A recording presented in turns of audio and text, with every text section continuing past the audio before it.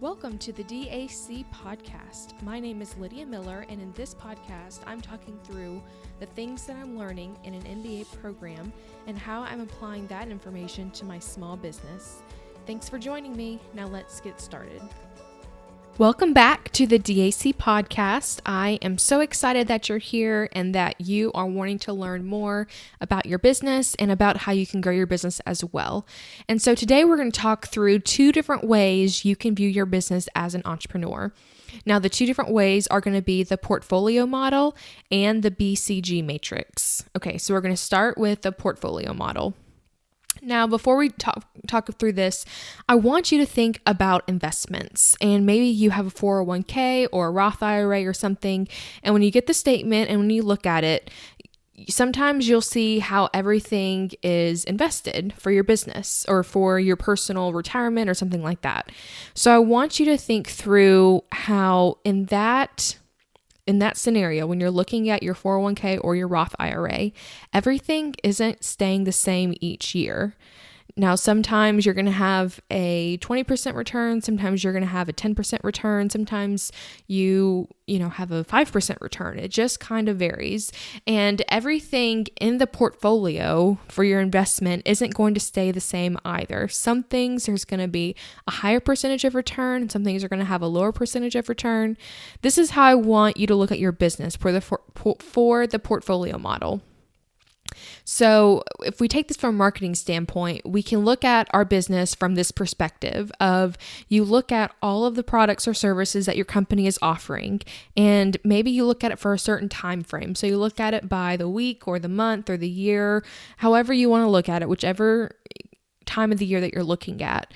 You can see out of your total sales what products sold the most or what services sold the most, so that you can see the percentage that's taken up for each of them. This is really easy. If you're not great at math, all you have to do is take, how much was brought in for revenue through, one service and divide by the whole, and you do that for all of them until you get 100%. You can throw that in Excel and make a pie chart so you can have a really good visual about how you can see the portfolio of what's making up your business to each month over time. That'd be really interesting to see if you offer many different things month over month to see which ones has more, which one has less. You might not be quite that nerdy as I am. If you want me to do that for you, you can email me at lydia@dacbalance.com though, so we can have a strategy session on that. That'd be really cool to look at for your business to see what's doing well. But for this way of looking at your business as an entrepreneur, you're looking at the whole and you're looking at, okay, so am I gaining money each month? Am I growing a little bit? And inside of that, what is growing? So maybe you look at trends in your business and you can see, okay, so for the first 6 months of the year, I see that this product or service does the most. So I need to focus on that in these 6 months, and I need to figure out why is that happening.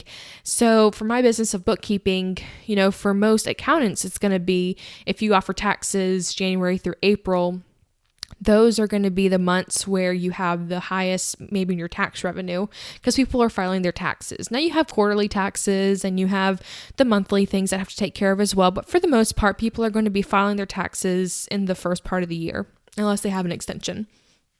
And so whenever you're looking at that, I want you to think through, okay, so if I know that my tax revenue, my tax revenue is going to be really increased in those months, how can I increase that even more? Because I know there's a market there, and I know that everyone's going to be looking for that. Now, I know that's pretty obvious because taxes are due, but I want you to look at the other things in your business as well that are happening in the different months. Maybe for some reason, people are asking for more help for something in September. Maybe you look at August and September, a lot of people are asking for coaching services. So maybe if you pick up on those types of trends, you can know, okay, so in starting about the first week of August, I need to be reminding people that I offer coaching services, and that in September, the revenue will pick up so I can increase that as well if there's already a natural influx for your business during those months. That's one way to look at the portfolio model, to look at your business as a whole and see from a marketing standpoint, when are people buying things and why are people buying more things in certain months?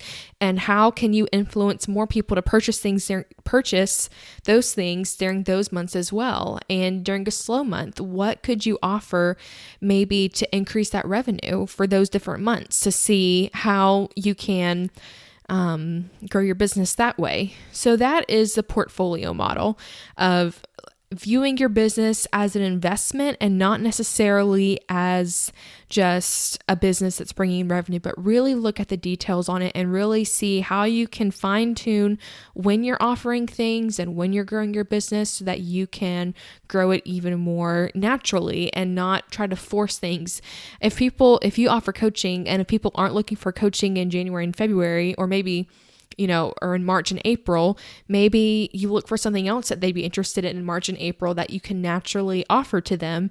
And then, or maybe you do a coaching program that lasts through those months to kind of bring in residual income so that it's not so hard, so that it's not so difficult with the cash flow during those times as well. And so those are the types of things that we're looking at to see really how can we increase our revenue through marketing. Okay, so the second way that you can view your business as an entrepreneur is through the BCG Matrix, which stands for Boston Consulting Group. Now, this way of looking at it is through the market share approach. And this was found by the Boston Consulting Group. They named it after themselves. And there are all kinds of, other details that go into this, but basically what it comes down to is that you're looking at the market share for each product and not, and sometimes it's the entire company. If your entire company only offers one product, you would look at this just based on your company. And there are 4 different stages that you look at based on market share. So the first way is this whole process is through the growth of a product and then the decline. And so the 4 different ways are going to be the question mark, which is the problem child. And the second way is the star or the growth phase. The third is your cash cow or the mature phase. And the fourth is the dog or the decline stage. So if you have a question mark or a problem child, this is your introduction phase. Now, you don't really know what you're getting into with this product. If you're just introducing it, you probably have a low market share and you're a new product and you're just finding the waters, you're finding your target audience, you're finding out who wants your product. And this is going to be probably the most difficult and it's the least profitable stage of your business. You do everything you possibly can, hoping that this is going to catch on and that it's going to enter the growth stage. And so this is going to be really, really difficult. This is where I think a lot of entrepreneurs are when they start out. And this is where a lot of them quit, because if you go into the hardest phase first, then it takes a lot of unction to really keep moving with it. And so this is the phase where you're going to probably need some type of outside investment, whether you invest your own money or somebody else comes in. I wouldn't recommend alone. I would still recommend growing through the cash that you already have. But this is where you put in the really long hours that you're not getting paid for, that you don't know if it's going to take off. And so if you're in this phase, just know this is normal. If you're just starting out your business, please know that the long hours and then the trying new things, that's all a part of the process. Don't be discouraged if you try something, it doesn't work and you have to change to something else. That's part of it. Okay. And so if you can make it through the introductory phase or the question mark, the problem child, whatever you want to call it, if you can make it through that to the growth phase, then the problem child becomes popular and you start to grow, and you still don't have profitability in this stage when you're growing because your initial cost is still being recouped. If you invested a lot, or maybe if you invested a lot of time, maybe you're still paying yourself or you're just starting to pay yourself as an entrepreneur. But in this phase, you're starting to increase your market share. You're starting to get a little more traction in the market. People are noticing. People are starting to buy your product and they're starting to tell their friends about it. And so in the third phase, in this second phase, don't be so upset if you're not making a ton of profit, if you're still growing, because you're still reinvesting in the business or finding new things that you could be doing. Or maybe you're starting out and you find that you have to pay yourself back because you haven't paid yourself a salary for a year. There's no time frame based on all of these. It could be that they last a month, maybe they last a couple of years each. It kind of depends on your business, and it depends on how much effort you're putting into it and how quickly you can find your target audience. Those things are what it's kind of based around, but there's no set, it should last for 3 months and 6 months. Like, there's none of that.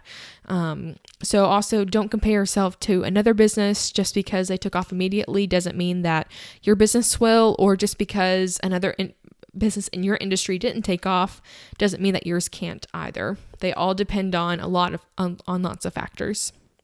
And so the third stage is the cash cow, or the mature phase of your business. And so this is when things start to level out. And this is when you've started to fill the demand that there is, and you're starting to see the potential that this business has. But unfortunately, you kind of start peaking as well. You bring in a ton of money and you're able to pay yourself and you're able to bring on team members and things like that. But your marketing cost is reduced because you're not having to tell everyone about it because people know about it. You're not educating your customer about it. Your costs are lower because you are able to buy in bulk at this point, and you're able to really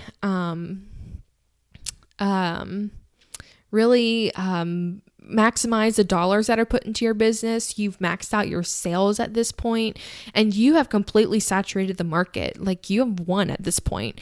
And so as far as a product will go, you are there. And maybe this phase normally lasts for a long time. For some companies, this phase has lasted for 50, 60 years. Like, they've done an excellent job at it, and you're okay that you have saturated the market at this point and that you've topped out because you're at the top of your game. And then at this point, you're looking for ways to just fine tune the details and kind of streamline your services, and making sure that you are able to really get your processes down so that you can have the most profit, because you're not doing a ton more in sales each year because you're matured at this point. And so the phase, it totally varies based on your product or your services that you have, for how long it's going to last. Some of these companies can last forever. Some, and when the owner dies and the business decides to close, it kind of depends on each industry how long this phase will last. And then the fourth stage, which is not the good one, is the dog, or it's the decline stage. So this is when something has been just popular for a really, really long time, but it's not keeping up with the times. They're not innovating anything new. They're not looking how to stay in the top of their game in the market. And it could mean that at this point, you're taken back to the introductory phase. You're taken back as a problem child of, what are we going to do with this? And how are we going to revive our brand? What are we going to do once you see the sales go down? And so you could have a couple options here if your company's in this phase. It could be that you need to try something new. Maybe you have to go back to that introductory phase and, try to co-brand with somebody else and see if that can bring in sales. Or maybe you have to start to look at your product and your packaging again and say, do customers want this? Do we have to educate a new group of customers on what we're offering? Maybe you have to team up with somebody else. Maybe if you so let's think of even a company that sold records. Maybe as records started going down, they'd be in the decline phase. People weren't buying them. They were buying cassettes. So a company like that would have to say, all right, so cassettes are the thing now. Are we going to sell cassettes, or are we selling music, or are we selling records? Because if you're selling music, then you'll upgrade to cassettes because that's how music is being purchased at that point. Or maybe then they move to CDs. So maybe if they're a music company, then they decide that's our lane. Wherever the music industry goes, that's where we're going. So now they'd be digital, or they'd be like a streaming service. But if they decided that, okay, we are a record company, we produce records, we don't do anything else, then they would just have to know that their market share was decreasing and that they aren't going to be selling as much. It might have been, steadily along, because people are still going to buy records. People are still going to purchase that way, if they like to listen to the music that way, but they have to realize that not everyone is doing that. There are more options out there, and their sales aren't going to be as high as they were in the mature phase of their business. And so it's going to decline. Now, this is a cycle that every business goes through. Every business goes through introductory, growth, mature, and decline. And when you're looking at your business, I want you to think, where is my business in that? And maybe not just where is my business, but where are the products in that phase? So if you have a product, maybe that's been doing really well, it caught on, and then it grew, and it was at the mature phase for a few years, and now it's declining. People just aren't purchasing it anymore. You have to look at that and see, how can I revitalize this to bring it back to the mature phase? And it might be something really simple that you do, or maybe you have to take it all the way back to the introductory phase and decide, do people want this? Like, what is it about this product that sold so much before? Has technology changed?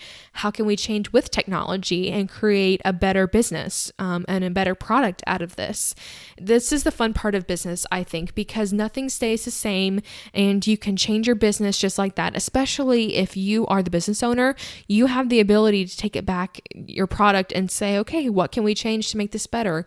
What can we change to really reintroduce this product to the market in a fresh way that they are going to want at this point? And so just to review, so you have the portfolio model, which you look at your business as a portfolio, similar to an investment. And you don't just look at the individual products, but year over year, are we growing? And how is that growth going for you? And the second thing we talked about was the BCG Matrix from the Boston Consulting Group, where you talk about your problem child, your growth phase, and then your mature phase and your decline phase. And when you're thinking about business, I think you can really look at it both ways. I think you can look at it as a portfolio to see what times of year are my products doing really well and which products are doing well. And then you can look at it based on the market share as well, of where is this product in the growth stage? If you know that a product is in the growth stage, what can you do to fuel that until it's at the mature phase where it's bringing in the most revenue with the least amount of cost? What can you do to move your products along for those ways to make them even better? I think you can do both of these for your business and for what you have, and I think it can be really, really helpful. And so this week, I want you to think through those two things. And if you go to my website, you can look at the show notes for this, and I'll have a PDF there for you to look at the portfolio and the BCG Matrix, where you can kind of get some more ideas. And in the show notes, I'll have all the details linked for you. So then as you're looking at your products, I want you to think through how you can do better in each of these categories. And so if you are new here, again, I want to say welcome, and I'm so excited that you're here, and I want to make sure that you know about our community. It's a community on Facebook, and we are encouraging each other in that group. It's really small right now, but I'm really excited about it, and I'm really excited that we can encourage each other and just continue the discussion on this way of viewing your business and get some help from each other as well. And if maybe you're looking at your business and you want some outside eyes who aren't in the weeds every day of your business, I would love to help you. I would love to look at your business as either method that you want to look at and see how you can grow and see and really pinpoint how you can grow your business as well. So you can book a strategy session with me. You can go to my website at lydiagmiller.com, and you can look at the Work With Me tab, and you can choose to book a session with me there. So thank you so much for joining me today, and I will talk to you next week.